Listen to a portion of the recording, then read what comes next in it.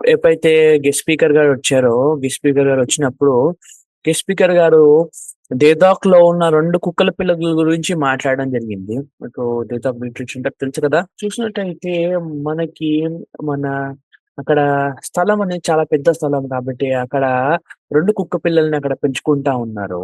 అదే విధంగా ఉదయము కుక్కల్ని విడిచిపెట్టేవారు. ఎందుకంటే ఆ కుక్కలన్నీ కూడా ఉదయము పెద్ద స్థలం కాబట్టి అవి గూడా ఎక్సర్‌సైజ్ చేసుకుంటాయి అని చెప్పి విడిచిపెడదాం అనుకున్నాము. చూసినట్టయితే ఎప్పుడైతే ఆ కుక్కలు అయి ఆ పర్వతాలలో ఎప్పుడైతే పరిగెత్తుతా ఉన్నాయో, మనము అక్కడ ఏం చేసామంటే ఒక రాబిట్‌ని పట్టుకోవడం కోసం మనము ట్రాప్‌ని పెట్టాము. దాంట్లో ఆహ్, ట్రాప్ అయ్యి చనిపోవడం జరిగింది. సాధారణంగా ఎప్పుడైతే అలాంటి ఆహ్, ట్రాప్‌లో ఎప్పుడైతే కుక్కలు అవి పడతాయో, అయి బయటకి తప్పించుకోవడానికి ప్రయత్నిస్తూ అయి చనిపోతాయి. ఎప్పుడైతే ఈ కుక్క ఆ ట్రాప్‌లో అది ఉందో అది గ్రహించింది. నేను ఈ ట్రాప్ నుండి బయటకి రాలేను, నేను చనిపోతాననే విషయాన్ని తను గ్రహించింది. ఆ కుక్క ఎప్పుడైతే గ్రహించిందో నేను ఈ ట్రాప్ నుండి బయటికి రాలేనని, అది కే కేవలము ఆ ఒక ట్రాప్‌లోనే అది ఎదురు చూస్తా ఉండింది. ఏం చేయకుండా, కదలకుండా. అదే విధంగా ఇంకో కుక్క ఏం చేసిందంటే, అది యజమాని వస్తుందేమో అని చెప్పి అది అరుస్తా ఉండింది. అలా అక్కడున్న అక్కడున్న ఒక అంకుల్ ఎవరైతే అక్కడ జీవిస్తా ఉన్నారో, ఆయన ఆ స్వరాన్ని వినడం జరిగింది. ఎక్కడైతే ఆ అంకుల్ గారు తనకి తెలీదు ఎక్కడి నుండొచ్చిందో ఆ కుక్క కాబట్టి, ఆ కుక్కని రక్షించిన తర్వాత, ఆ కుక్కని తన ఇంటికి తీసుకెళ్ళడం జరిగింది. దాని తర్వాత ఆ ట్రాప్ నుండి ఆ కుక్కని తీసుకొచ్చిన తర్వాత కి తన ఇంటి ముందు కిచెన్ ముందు తనని కట్టేసి అక్కడ తను పెంచడం జరిగింది. ఎప్పుడైతే అక్కడ డెత్ ఆఫ్ రిలీజ్ సెంటర్‌లో ఉన్న బ్రదర్ ఎప్పుడైతే ఆ కుక్కల్ని విడిచిపెట్టాడో అయి అక్కడ ఆడుకుంటాయని చెప్పి, అవి ఒక బోన్‌లో పడిపోయి అవి బయటకి రాలేకపోయింది. కానీ వేరే వ్యక్తి తను సహాయపడిన తర్వాత సాయం చేసిన వ్యక్తి వాళ్ళ ఇంట్లో ఉండింది. ఒక నెల పాటు ఆ విధంగా జరిగింది. అలా జరిగిన ఒక నెల పాటు తర్వాత జరిగిన ఒక 2 నెలల తర్వాత తను కింద ప్రాంతంలో కింద ప్రాంతంలో వెళ్లి ఎప్పుడైతే తను కారులో ప్రయాణం చేస్తూ వెళ్ళాడో, ఆ కింద ప్రాంతానికి, ఆ కింద ప్రాంతంలో ఆయన పని ముగించుకొని ఎప్పుడైనా తిరిగి వస్తా ఉన్నాడో, కానీ అకస్మాత్తుగా కుక్క అరుస్తా ఉండడం తను విన్నాడు. ఆయన అనుకుంటున్నాడు, నేను ఈ కుక్క స్వరాన్ని ఎక్కడో విన్నానబ్బా అని అనుకుంటా ఉన్నాడు.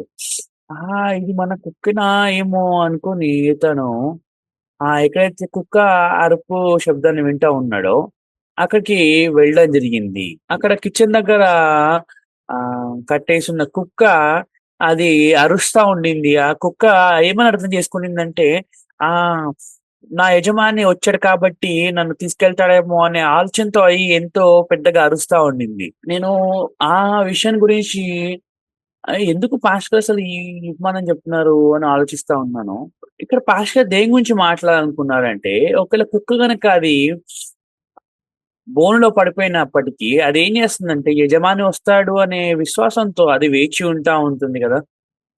అది ఏం చేస్తుందంటే ఆ ఒక బోనులో పడిపోయి ఉన్నప్పటికీ ఆహ్, ఖచ్చితంగా నా యజమాని వస్తాడు అనే విషయాన్ని తను జ్ఞాపకం ఉంచుకొని తను వేచి ఉంటా ఉన్నాడు. దాని అర్థం ఏంటంటే కొన్ని కొన్ని సార్లు మనం కుక్కలా గూడా మనము ఉండము. దేవుడు కొన్ని కొన్ని సార్లు మనల్ని సమస్యలను బంధించి వేసినప్పుడు, దేవుడు ప్రజల ద్వారా లేదంటే కొన్ని సమస్యల దేవుడు మనకి కష్టాలను ఇస్తా ఉన్నప్పుడు, ఇవన్నీ కూడా దేవుడు అనుమతించిన సమయాల్లో మనము దేవుడి కోసం వేచి ఉండడం కంటే ఎక్కువగా, కానీ ప్రజలు ఏం చేస్తారంటే దేవుడి కోసం వేచి ఉండడం కంటే ఎక్కువగా వాళ్ళు ఆ పరిస్థితి నుండి బయటికి రావడానికి వాళ్ళు ప్రయత్నిస్తా ఉంటారు. చాలా మంది ప్రజలు వాళ్ళ సొంత శక్తిని ఉపయోగిస్తా ఉంటారు. దాని అర్థం ఏంటంటే వాళ్ళు దేవుడికి నాకంటే నా గురించి ఇంకా తెలుసు. దేవుడు ఖచ్చితంగా నాకు సహాయపడతారు అనే ఆ విశ్వాసంతో వాళ్ళు దేవుడి కోసం వేచి ఉండలేకపోతున్నారు. దాని అర్థం ఏంటంటే కొన్ని కొన్ని సార్లు మనము కుక్కలా గూడా మనం జీవించకుండా ఉన్నాము అని అర్థం కదండీ! ఎప్పుడైతే నేను ఒక ఉపమానాన్ని వింటా ఉన్నానో పాస్టర్ గారి నుండి నిజంగా మనం అలాగే ఉన్నాము అనిపించింది. మనము ఎన్నో దేవుడు యొక్క వాక్యాల గురించి మనం మాట్లాడతాము. అవును. మనము దేవుడు యొక్క నడిపింపును పొందుకొని మనము దేవుడి ద్వారా ఉపయోగించబడతా ఉన్నాము. ఇది సత్యమే. కానీ ఒకవేళ ప్రజలు గనక దేవుడిని విశ్వసించే విశ్వాసం గనక కోల్పోయినట్టయితే, దాని తర్వాత నుండి ప్రతిది కూడా మనకి సమస్యగా మారుతుంది. ఇక్కడున్న ఈ కనాను స్త్రీ తను యేసుక్రీస్తు ఎవరో కూడా తనకు సరిగ్గా తెలీదు.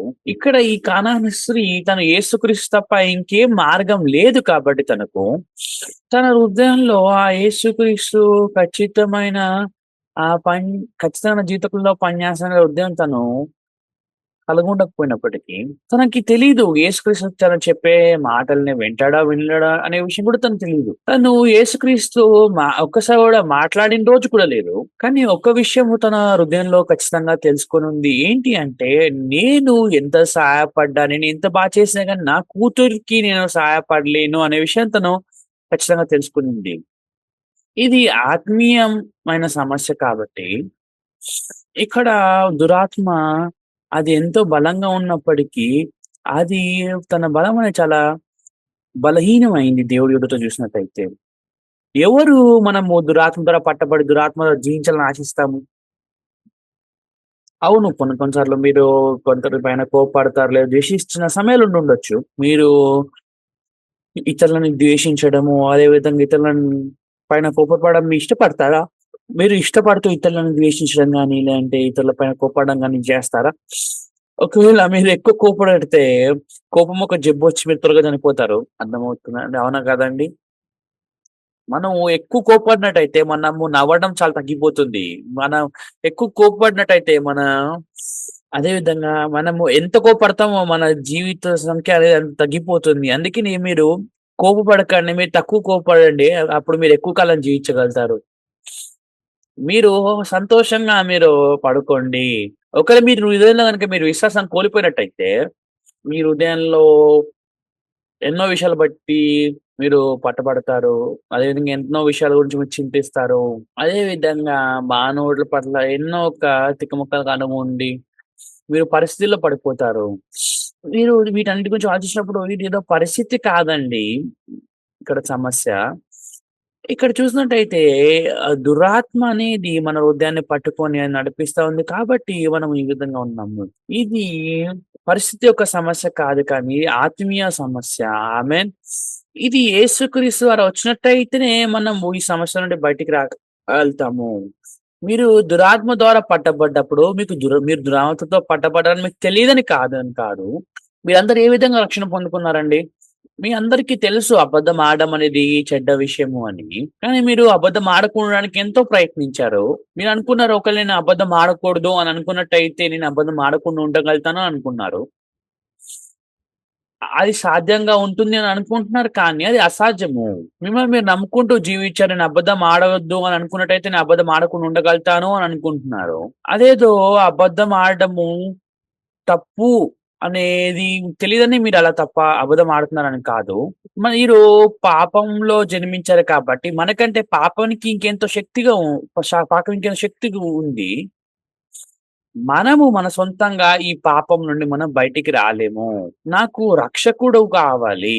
యేసుక్రీస్తు వారు పనిచేసే సమయం అనేది ఉందండి మన జీవితంలో.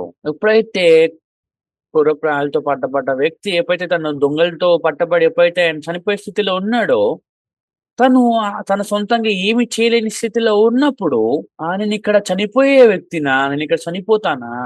రెండో కుమారుడు తన సొంత ఆలోచనని వెంబడిస్తూ, తన తండ్రిని తీర్పిస్తూ, తన ఇంటిని విడిచిపెట్టి వెళ్ళిపోయాడు. తను అనుకున్నాడు, నేను గనక ప్రయత్నించినట్టయితే నేనంతా కూడా చేయగలుగుతాను అనుకుంటా ఉన్నాడు. కానీ అది సాధ్యమా? లేదండి. తన సొంత ఆలోచనని, తన సొంత ఎమోషన్‌ని తను కంట్రోల్ చేసుకోలేడు. ఎలా తను అన్నిటిని పరిపాలించగలుగుతాడు? లేదా అన్నిటిని కూడా తను కంట్రోల్ చేయగలుగుతాడు? అది అసాధ్యమండి. మొదటి నుండి తన దగ్గర శక్తి లేదు. మొదటి నుండి తను అవన్నీ చేయలేని వ్యక్తిగా ఉన్నాడు. కానీ తనతో నమ్ముకుంటా ఉన్నాడు కాబట్టి తనేమనుకుంటున్నాడంటే, నేను చేయగలుగుతాను అని అనుకుంటా ఉన్నాడు. ఇది మన ఆలోచనలో చాలా సులభంగా ఉంది.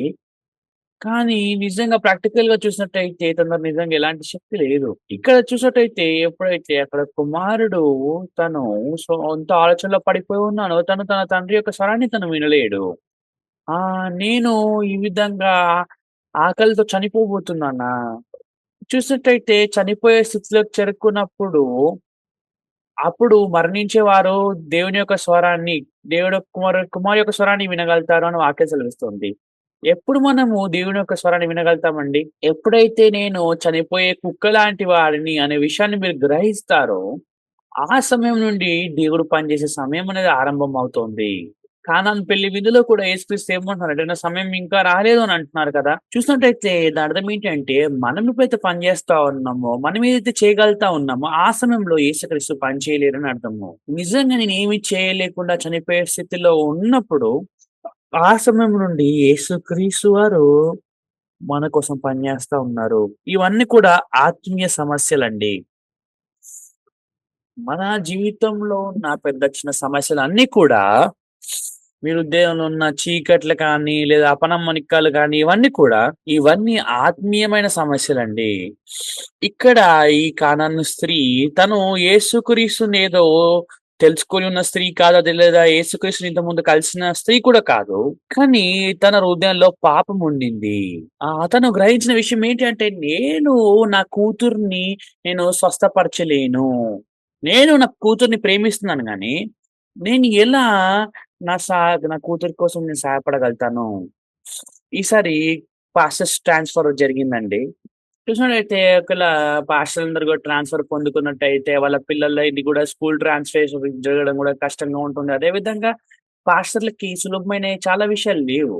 అదేదో పిల్లల్ని మీరు మంచి స్కూల్‌కి పంపించినంత మాత్రాన వాళ్ళు బాగా ఎదుగుతారని కాదు. మీరు ఒకవేళ పాస్టర్ పాక్ గారి సాక్ష్యాన్ని విన్నట్టయితే, పాస్టర్ పాక్ గారు తను సువార్త కోసం జీవిస్తారు. అందుకని పాస్టర్ గారు సువార్తలో ఎప్పుడైతే తను బిజీగా ఉన్నారో, తనసలు ఇంట్లోనే ఉండేవారు కాదు. ఎందుకంటే, తన పిల్లల గురించి కూడా పట్టించుకునేవారు కాదు. తను సువార్తలో బిజీగా ఉంటా ఉన్నప్పుడు.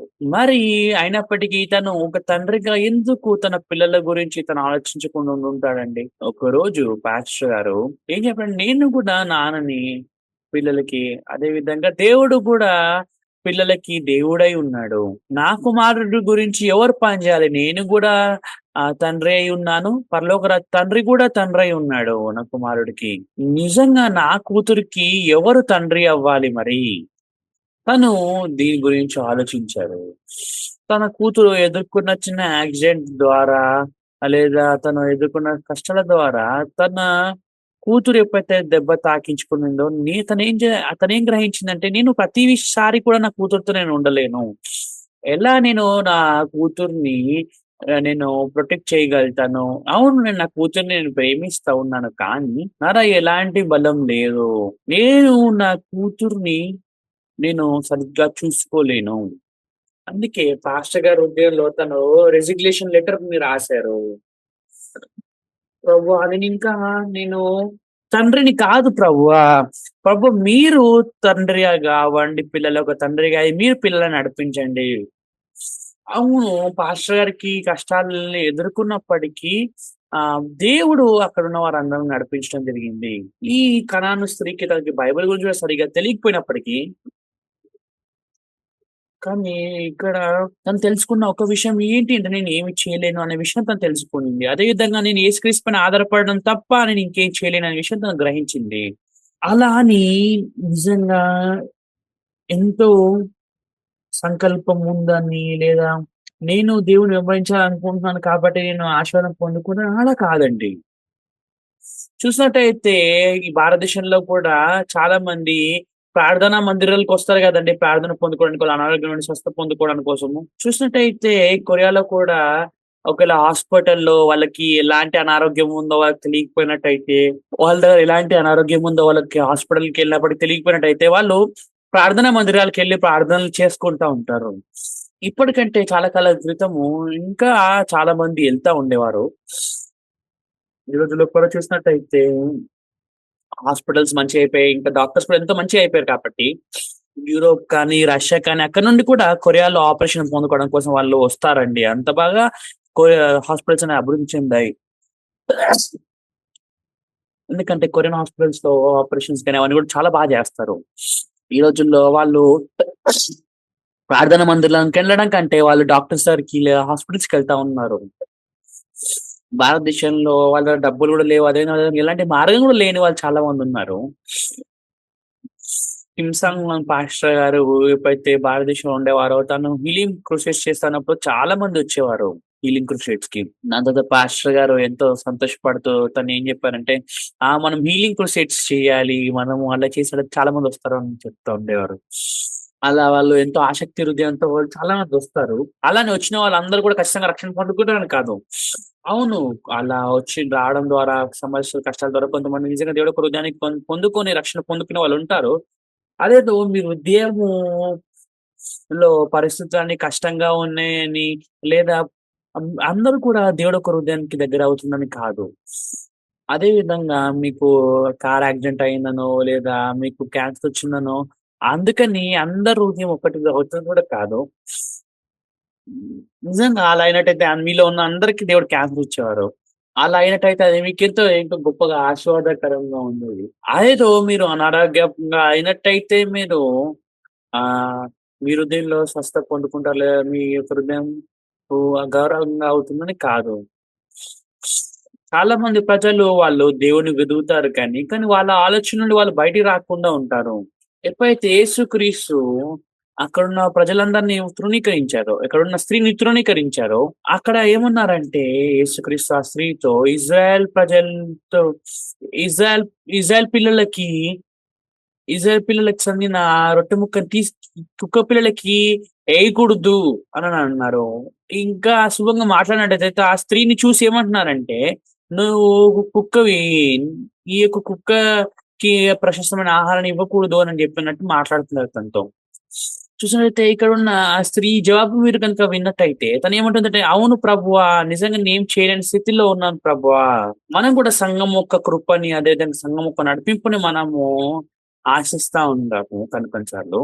మీరెప్పుడైతే తృణీకరించబడతారు అని ఎప్పుడైతే మీరు ఆలోచిస్తారో, లేదా మీరు ప్రజల ద్వారా మీరు తృణీకరించబడ్డారని ఆలోచించినట్టయితే, ఒకవేళ నిజంగా మీరు దేవుడి యొక్క కృపని కలిగుండి జీవించాలనుకునే వారైనట్టయితే, నిజంగా మీ హృదయంలో గనక బలం ఉండి, నిజంగా మీరు దేవుడిని నమ్మకుండా ఉన్నట్టయితే, మీరు కూడా పరిస్థితుల నుండి బయటికి రాకుండా మీరు దేవుడి పైన మీరు వేచి ఉండగలుగుతారు.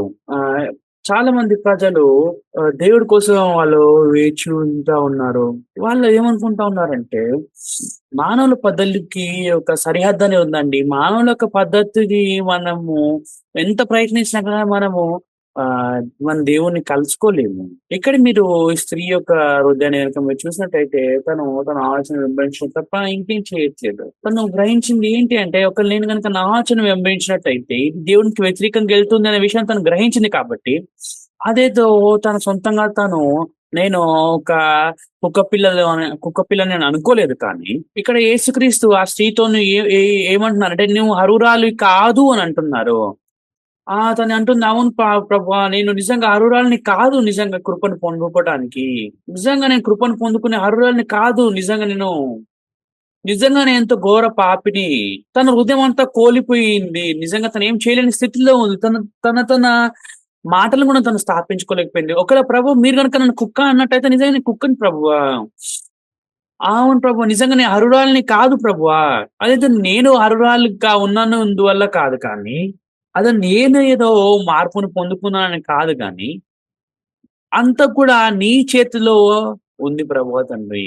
ఇక కుక్కలు కూడా చూసినట్టయితే ఈ యజమాని ఒక టేబుల్ నుండి రొట్టె ముక్కల్ని తింటుంది. ఒకవేళ ప్రభువా మీరు గనుక నా పట్ల కనికరాన్ని, కృప చూపించినట్టయితే, నా దగ్గర ఎలాంటి నిబంధన లేదు కృప పొందుకోవడానికి కానీ, నా దగ్గర విశ్వాసం లేదు కానీ, ఇక్కడ చూసినట్టయితే ఈ స్త్రీ యొక్క హృదయం కేవలము దేవుని యొక్క కృప పైన ఆధారపడింది. ఎందుకు మీ హృదయంలో కష్టాలు, సమస్యలు, పరిస్థితులు పెద్దగా ఉన్నాయి. ఒకవేళ మీ యొక్క హృదయం అనేది ఇంకా జీవించి ఉన్నట్టయితే దేవుడు పనిచేసే సమయం కాదండి. నిజంగా మీ యొక్క ఆలోచనలకి ఎప్పుడైతే ఎలాంటి శక్తి ఉండదో, దాని తర్వాత నుండి ఆహ్, దేవుడు ఒక వాక్యం అనేది ఎంతో బలంగా మిమ్మల్ని నడిపిస్తా ఉంటుంది. మీకు సహాయపడుతుంది. ఆత్మ అనేది మనకి జీవాన్ని ఇస్తుందండి. మనం ఒకసారి యోహాను సువార్త 6 అధ్యాయం అని చదువుకున్నాము. యోహాను సువార్త 6 అధ్యాయము. యోహాను సువార్త 6 అధ్యాయము 63 నుండి 65 వరకు మనం చదువుకున్నాము. 64 వచనం అండి. ఇరవై 65 వచనమండి. ఆత్మ మనకి జీవాన్ని కలిగిస్తోంది. మీ ఆలోచన ఎంత సరిగా కనిపించినప్పటికీ, అదెంత సరైనదైనప్పటికీ, దేవుని నుండి వచ్చే ప్రతిది కూడా నిజంగా అది జీవాన్ని ఇస్తుంది మనకి. చూసినట్టయితే వర్షం పడినప్పుడు ఆ వర్షం అనేది ఎండిపోయిన గడ్డికి జీవాన్ని ఇస్తూ నిజంగా జీవాన్ని ఏ విధంగా అయితే కలిగిస్తుందో, అదే విధంగా ఏ విధంగా అయితే ఈ నీళ్ళలోనే శక్తి ఉందండి. వాటికి జీవాన్ని ఇచ్చే శక్తి. మీరు ఎలాంటి పరిస్థితుల్లో ఉన్నప్పటికీ ఒకవేళ దేవుడు యొక్క వాక్యం గనక మీరు దానిలోకి ప్రవేశించినట్టయితే నిజంగా మీ యొక్క జీవితంలో మీరు జీవంలోకి రాగలుగుతారు.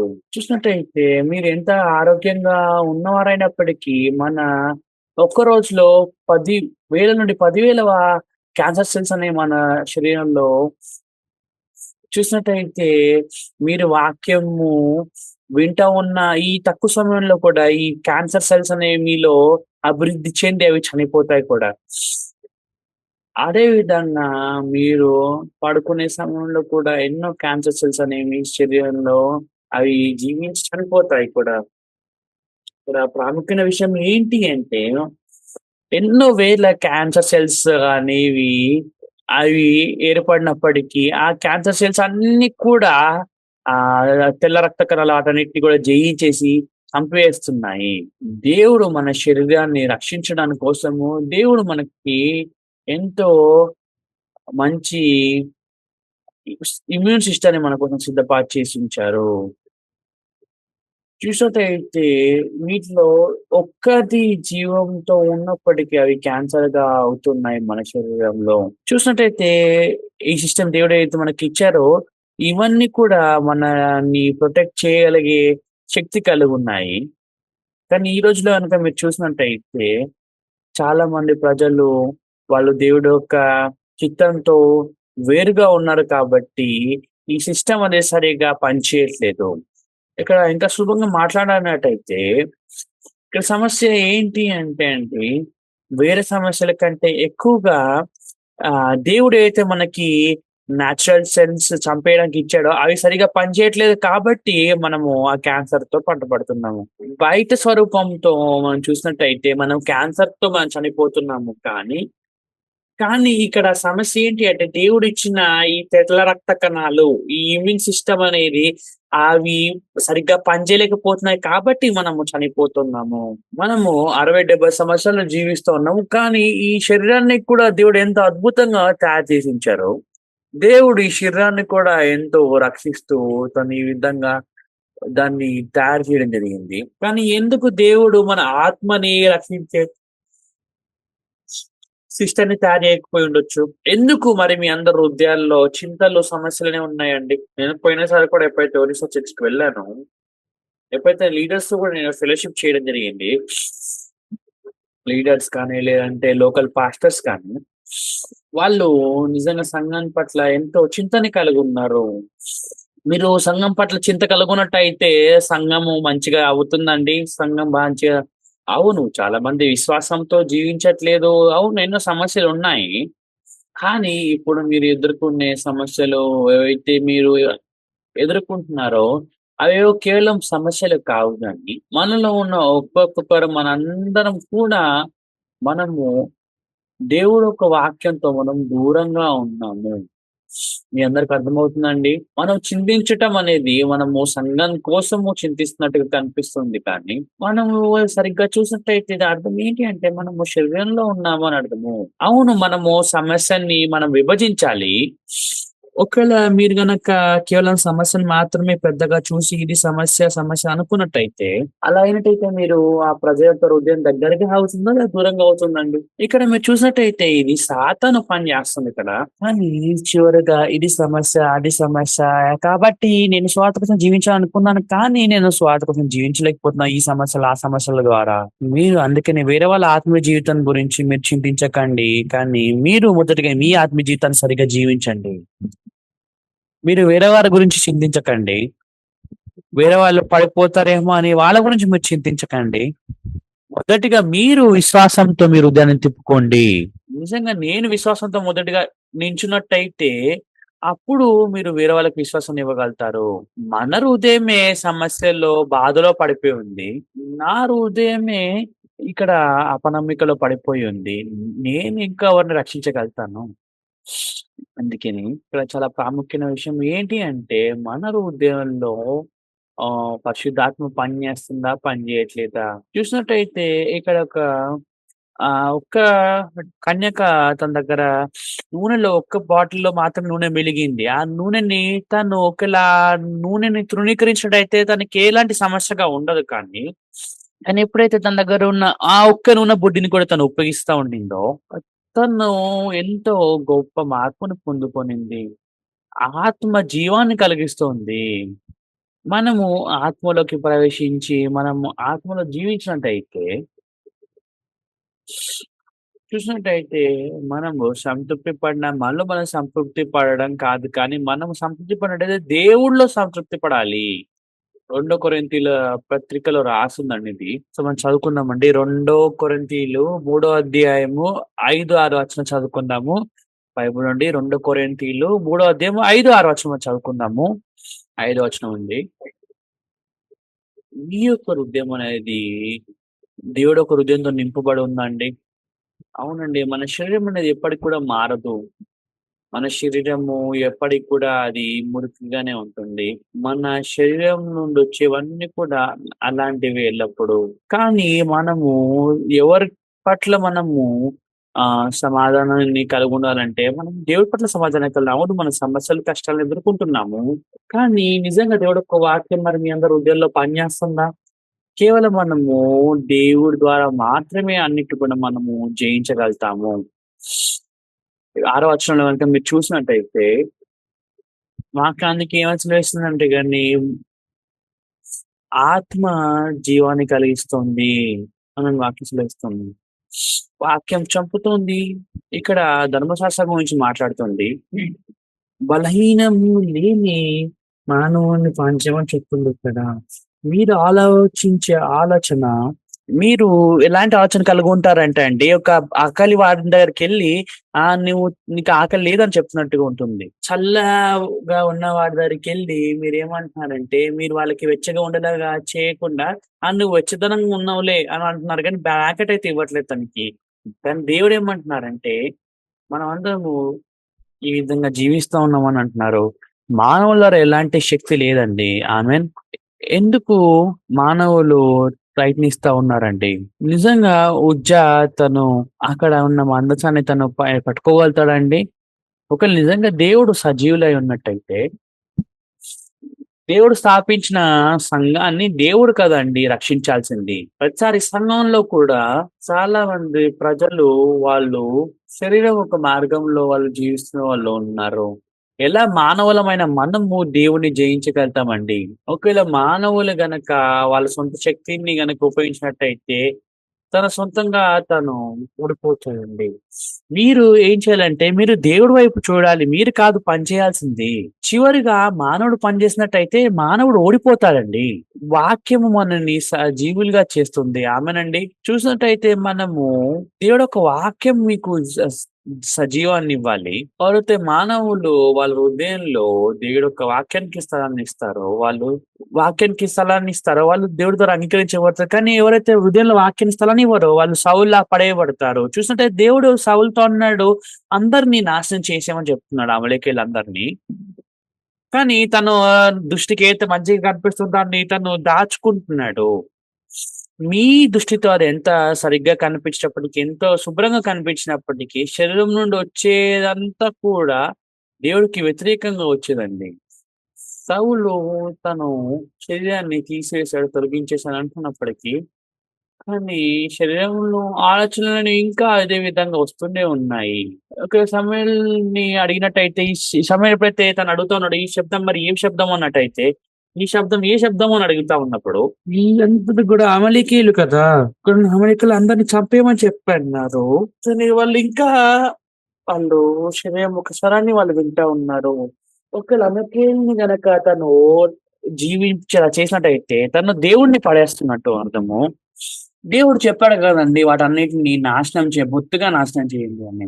అవునా కాదా అండి? ఇక్కడ ఉన్న ఈ కానాను స్త్రీ కూడా అవునండి. నా ఆలోచనకి ఎలాంటి బలం లేదు. అందుకే తన ఆలోచన అంతా కూడా పడేసి దేవుడి యొక్క వాక్యాన్ని తన హృదయంలో విశ్వసించింది. అందుకని యేసుక్రీస్తు తన యొక్క హృదయాన్ని నడిపించగలిగారు. యేసుక్రీస్తు వారు అక్కడ ఆ స్త్రీ యొక్క విశ్వాసాన్ని బయలుపరిచారు. ఎందుకు యేసుక్రీస్తు ఈ స్త్రీ యొక్క విశ్వాసాన్ని ఘనపరుస్తున్నారు? దాని అర్థం ఏంటి అంటే, యేసుక్రీస్తు మీ అందరికి కూడా అదే హృదయాన్ని మీకివ్వాలనుకుంటున్నారని అర్థము. ఆమేన్. నేను కూడా నీకోసం పని చేయాలనుకుంటున్నాను. నీ ఆలోచన పడేసేయి. ఒక్కసారైనా నన్ను నువ్వు నమ్ము. ఇప్పటివరకు నువ్వు ప్రయత్నిస్తా ఉన్నావు. అది అసాధ్యంగా అయ్యుండింది. నేను పనిచేయడానికి నాకు అవకాశాన్నివ్వు. ఆమేన్. యేసుక్రీస్తు మీకోసం పనిచేసేలాగా మీరు దేవుడికి అవకాశాన్నివ్వండండి. ఆత్మ మనకి జీవాన్ని కలిగిస్తుంది. దేవుడు మన కోసం పని జేస్తారు. సంఘంలో కూడా మనం పెద్ద చిన్న సమస్యలు మనం కలిగున్నాము. నేను ఆశిస్తా ఉన్నాను. దేవుడు మన కోసం ఎంతో గొప్పగా పని జేస్తారని విశ్వసిస్తున్నాను. నేను ఆశిస్తున్నాను మీరందరూ కూడా దేవుడి యొక్క వాక్యాన్ని మీ యొక్క హృదయంలో పొందుకొని, మీరు దేవుడి యొక్క వాక్యంతో బలంగా మీరు పని చేస్తారని ఆశిస్తా ఉన్నాను. నిజంగా దేవుడు ఎంతో ఆసక్తి కలిగి ఉన్నారు ఆయన మనల్ని దేవుడి యొక్క స్వార్థికులుగా జీవించడానికి. నేను ప్రార్థిస్తానండి. మా ప్రియ పరలోక పరిశుద్ధమైన ప్రభావ తండ్రి మీకు నిజంగా ఎంతో కృతజ్ఞతలు చెల్లిస్తా ఉన్నాను. నిజంగా మన మిషన్‌లో ఎన్నో సమస్యలు మనం ఎదుర్కొన్నాము. కానీ నిజంగా ఎప్పుడు కూడా సమస్యగా లేదండి. ప్రతి సమస్యలో కూడా నిజంగా మీరు పనిచేస్తూ, మీరు నూతనమైన మార్గాన్ని మా కోసం ఏర్పరుస్తూ, నిజంగా ఎంత గొప్పగా మీరు మా కోసం పనిచేసినందువల్ల నీకెంతో కృతజ్ఞతలు చెల్లిస్తున్నాం ప్రభువా. అదే విధంగా దేవుడు వీటన్నిటి ద్వారా మా హృదయములో నీ యొక్క హృదయాన్ని తెలుసుకొని నీకు దగ్గరగా ఎలా చేయాలనుకుంటున్నారు. మీరు శరీరం అదేవిధంగా ఆత్మ అనేది విభజించుతా ఉన్నారు ప్రభువా తండ్రి. అదే విధంగా మీ ద్వారా సంఘంలో జీవిస్తా ఉన్నప్పుడు నిజంగా వాక్యం ద్వారా మేము అన్నిటిని విభజించేలాగా మీరు నడిపిస్తారని ఆశిస్తా ఉన్నాం ప్రభువా. సంఘంలో గూడా ఎన్నో మానవుల యొక్క పద్ధతులు ఉన్నాయి. కానీ దేవుడి యొక్క హృదయానికి వేరే హృదయాన్ని మేము కలిగున్నప్పటికీ, మీరు ఖచ్చితంగా మా జీవితంలో పనిచేయాలి. మీరు మాకు హృదయాన్ని మారవకపోయినట్టయితే మేము ఆ యొక్క హృదయాన్ని మేము మార్చుకోలేము అండి. సంఘానికి ఈ సమస్యలన్నిటిని కూడా నీకు అప్పచెప్తూ, ఇప్పుడు కంటాట సీజన్ అనేది ఆరంభించబడింది. మేము ఇప్పుడు కంటాట కోసం మేము సిద్ధపడతా ఉన్నాము. వాటి కోసము మేము ఆశిస్తున్నాము. ఇక్కడున్న యవనస్తులందరూ కూడా స్వార్థ సేవకులుగా వాడబడేలా మీరు పని చేస్తారని ఆశిస్తా ఉన్నాం ప్రభువా తండ్రి. నిజంగా మేమందరం నాశనం పొందుకోవాల్సిన వారము. నిజంగా మేము రక్షణ పొందుకోవడం అనేది కూడా ఎంతో గొప్ప విషయం ప్రభువా తండ్రి. నిజంగా ప్రభువా తండ్రి ఇలాంటి వారమైన మేము నిజంగా స్వార్థలో ఉపయోగించబడడం అనేది ఎంతో గొప్ప విషయం ప్రభువా తండ్రి. మేము నిజంగా అర్హులం కాదు ప్రభువా తండ్రి. కానీ నీ కృప ద్వారా మేము ఈ యొక్క నడిపింపును మేము పొందుకొని అన్ని పనులు చేస్తా ఉన్నాము. నిజంగా ఏదైతే మీరు నెరవేర్చాలనుకుంటున్నారో మా ద్వారా అవన్నీ మీరు నెరవేర్చాలనుకుంటున్నారు. అదే విధంగా ఖచ్చితంగా మేము మా హృదయంలో విశ్వసిస్తా ఉన్నాం. మన దగ్గర ఎన్నో పదవులు ఉంటా ఉన్నప్పటికీ ఈ యొక్క పనిని ఆరంభించడం కోసం నిజంగా ఎంతో ఆలోచిస్తా ఉన్నారు. అంటే అట్లా చేస్తా ఉన్నప్పుడు నిజంగా ఎన్నో కొదవలు, ఎన్నో సమస్యలున్నాయి ప్రభువా తండ్రి మాకు. కానీ ఖచ్చితంగా నువ్వు నీ ద్వారా మేము సంతృప్తి పడి, నీ ద్వారా మేము అన్ని చేయగలుగుతామని విశ్వసిస్తా ఉన్నాం ప్రభావ తండ్రి. ప్రతిదీ నీ చేతులకు అప్పగించుకుంటూ ఈ క్రిస్మస్ సీజన్‌లో కూడా చాలా మంది రక్షణ పొందుకుంటారని ఆశిస్తా ఉన్నారు ప్రభావ తండ్రి. నేను నీకెంతో కృతజ్ఞతలు చెల్లిస్తూ మా ప్రియ ప్రభువైన యేసుక్రీస్తు నామములో ఇచ్చున్నాను తండ్రి. ఆమేన్. థాంక్ యూ అండి.